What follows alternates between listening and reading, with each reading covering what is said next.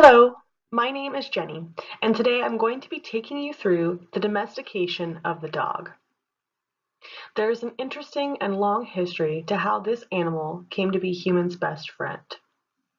It was not a quick jump to domestication, but it is a relationship that set a course for mankind and their understanding and cooperation with another species.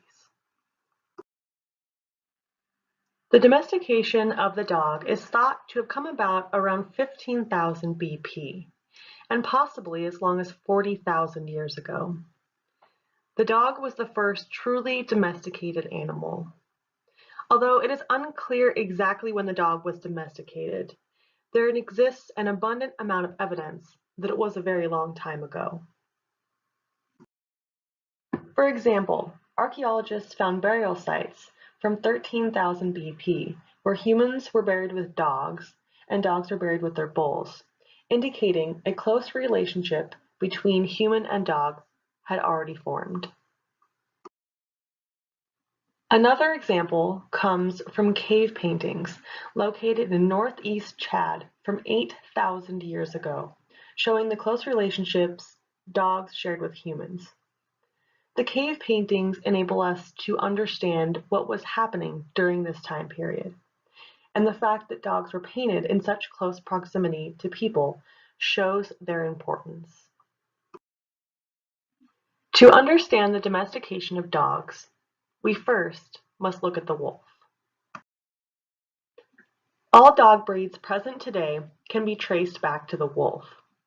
It is thought that one wolf species is the main ancestor of our canine friends, with a geographical origin of Eastern Asia. It is likely these wolves had a beneficial adaptation to feeling at ease around humans.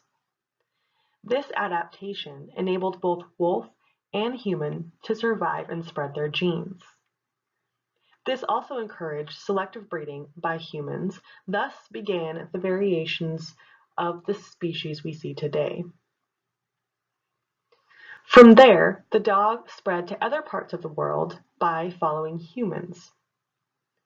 Due to domestication of the dog being so many thousands of years ago, it is difficult to know when and where the separation between dogs and wolves truly began. But still today, the wolf and the dog both share many attributes, physically, behaviorally, and genetically.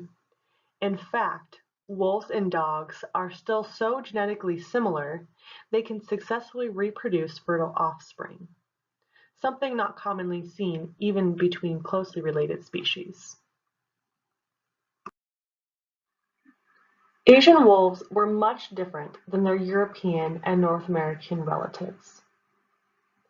They were much smaller in size, with a shorter coat, and they mostly preyed on smaller animals, and they were also really efficient scavengers. This is likely what helped motivate their friendliness towards humans. The relationship began with the wolves scavenging for food that was left as waste by humans. They also preyed upon rodents that were drawn by that same waste. Because, as it turns out, humans have always been really great at creating waste. The wolves that were most sociable towards humans survived to adulthood and passed on their genes. Evidence found in the mitochondria of present-day dogs reveal shared DNA with the Asian wolf. But, as with anything that happened thousands of years ago, the exact origins are still controversial. On this slide, I have a picture of the Indian wolf, which has many characteristics that were likely similar to what the Asian wolf would have looked like. And that's compared to the North American wolves that we're used to seeing and thinking of when we hear wolf. Much fluffier and larger in size. So domestication is not something capable of all animals. There are some really important factors that lead to its occurrence. One, there needs to be a shared goal between the species. 2, they must operate well in hierarchies. 3, they need to live in packs. And 4, there needs to be a social cognitive ability that enables communication and understanding between species, despite a lack of shared language. And as it turns out, the dog and our human ancestors both just naturally possessed these capabilities and lived in these ways. They shared a goal, which was to harness energy through food. The dog helped our ancestors hunt more successfully, and in return, the dog was promised food availability on a reliable basis. Both humans and dogs operate in packs with identifiable leaders that are trusted. They are extremely social and form strong bonds within their pack. Humans are known for their communication abilities. The dog also possessed important communication abilities. The relationship was mutually beneficial. Dogs essentially chose to be domesticated because it suited their needs as well as our own. So I wanted to touch on domestication versus taming to truly get across how important domestication is. Domestication is much more substantial than taming an animal. Taming aims to decrease the fear response of the animal, and it's not typically passed down to future generations.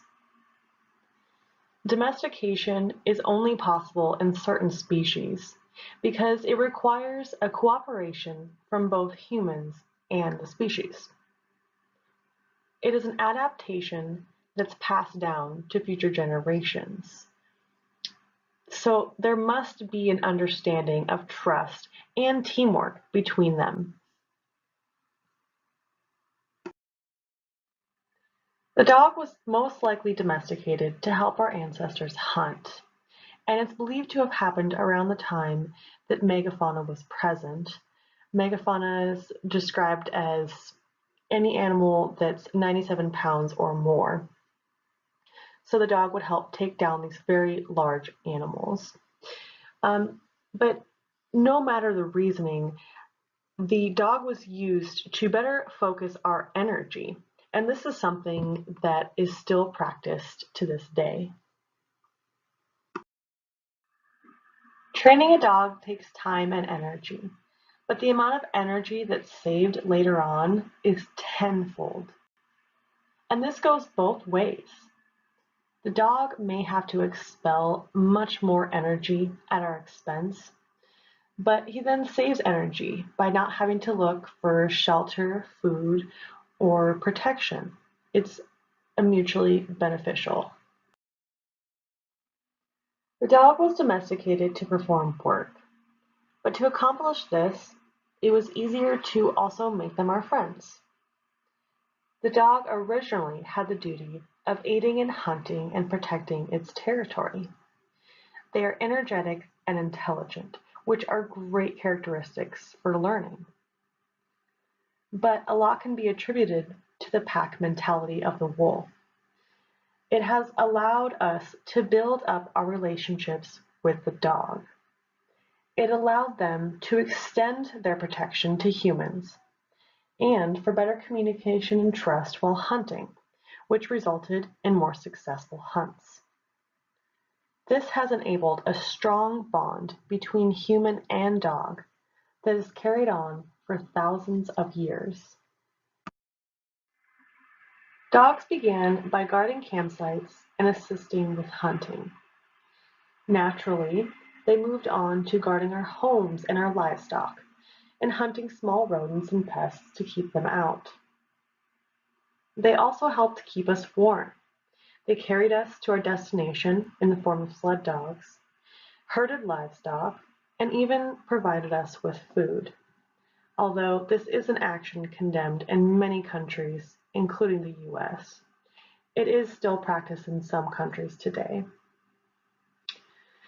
As I'm sure you know, it did not stop there. Dogs are really great learners, and they're capable of many skill sets. Today, many breeds still perform all the work that I already mentioned. But in addition, they also work in the medical industry as service dogs and therapy dogs, in the military, sniffing out explosives, tracking, and warning. They help us fight crime by locating illegal substance and tracking down and chasing suspects.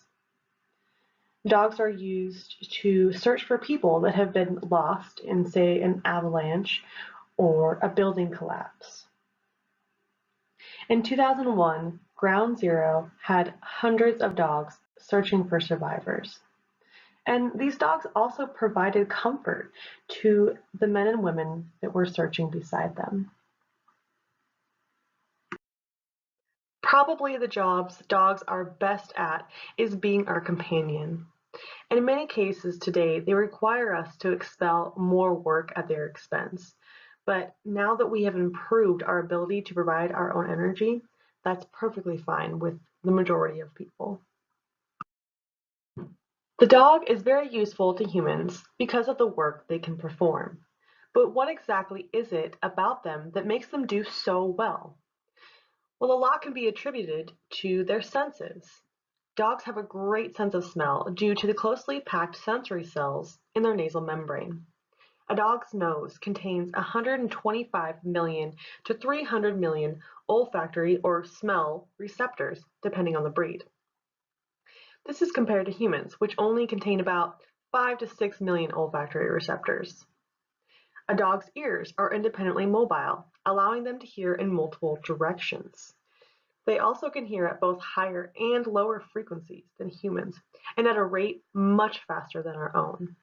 This means dogs can easily pick up on things that humans miss. They also have the advantage of sight that works efficiently in both light and dark settings. Dogs can see about 7 times better in low or dim lights compared to people. The field of view of the canine is typically about 240 degrees depending on the dog breed. They tend to be somewhat nearsighted, but they don't see in black and white. In reality, their color vision can actually be compared closer to a human with red-green color blindness. Because the dog evolved from the wolf, they are powerful predators with stout muscles and strong jaws. Although these traits are subdued in some species, for example, the Chihuahua, today many breeds still possess them.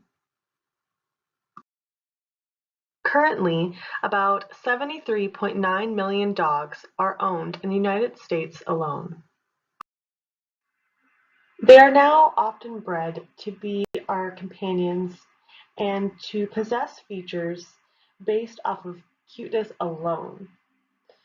Bigger eyes, shorter snouts, smaller in stature. Essentially, they're bred to look like puppies because we think puppies are so adorable. I really like this comic because I think it represents a good example of just how drastically thousands of years of selective breeding has changed the characteristics of the dog and how far they've come from their wolf ancestors. There are about 340 dog breeds recognized by the FCI, although only about 167 recognized by the American Kennel Club. Either way, there's a lot of variation of a single species. And then, of course, there are the mixed breeds that will inevitably lead to even more breeds. For example, the Golden Doodle is a very cute dog that is becoming very popular. And it's mixed with a Golden Retriever and a Poodle. Approximately 3.3 million dogs are housed in U.S. animal shelters nationwide, which is why the popular saying, "adopt, don't shop," has become so commonly used. Despite the reduction to companion status alone, countless dogs are still used in many ways that allow us to make better use of our energy. on a daily basis. So the domestication of the dog is something that's still benefiting both species today. Thank you so much for your attention in watching my presentation. If you do have any questions, feel free to ask me, or you can email me at the email I have listed above.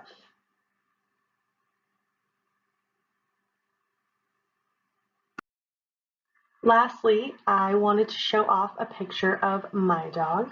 Her name is Sienna. Again, thank you so much for listening, and I hope you have an awesome day.